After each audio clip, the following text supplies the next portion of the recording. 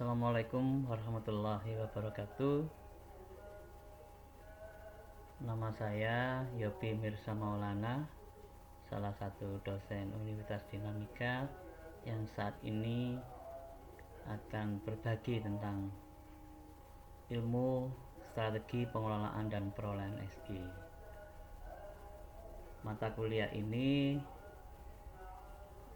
dikaji ada beberapa hal, yaitu yang pertama adalah kajian strategi manajemen, yang kedua adalah strategi SITI, dan yang ketiga strategi pengolahan dan perolehan SI dalam perspektif atau pendekatan Anita Kasidi dan Ward and Pepper. Baik,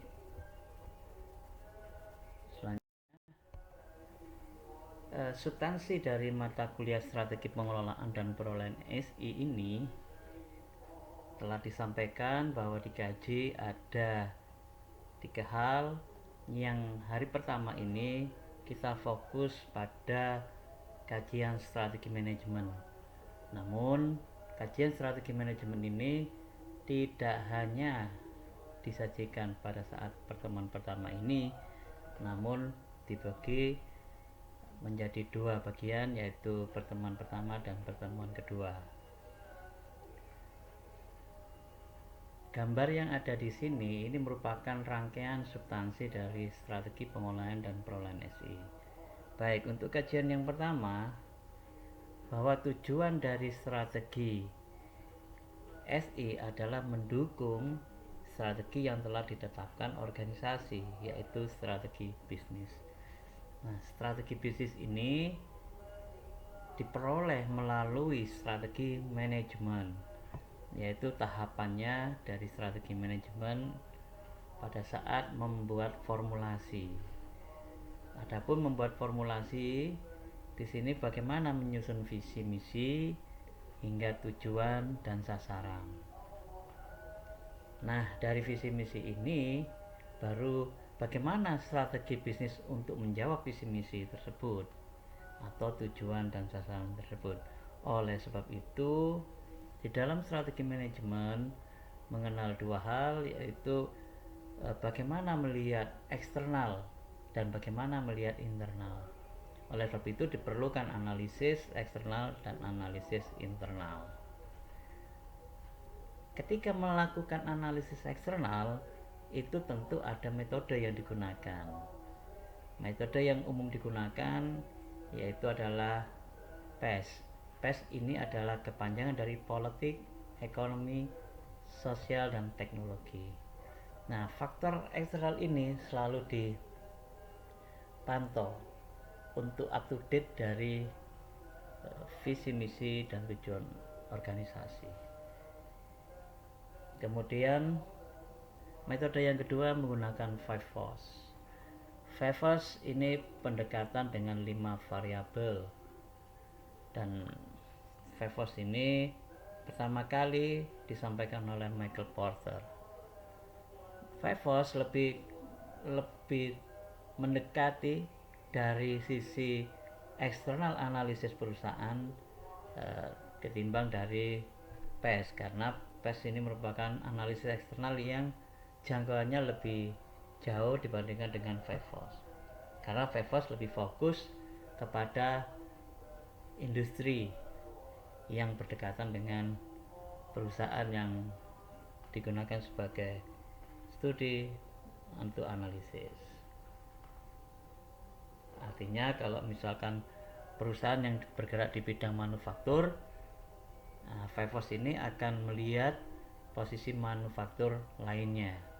Berikut juga ditinjau dari customernya, berikut juga ditinjau dari suppliernya. Nah, kelima hal ini atau 5 Force ini menjadi hal utama bisa digunakan dalam melakukan analisis eksternal. Sedang berikutnya adalah internal analysis yang tidak kalah pentingnya. Untuk mengetahui proses dari analisis, kita bisa menggunakan value chain. Value chain ini juga pertama kali dikeluarkan oleh Michael Porter. Dan selanjutnya adalah RBV, Resource Based View. Kalau value chain pada prosesnya, kalau Resource Based View fokus kepada sumber dayanya. Nah, sumber daya ini bisa bersifat tangible atau intangible.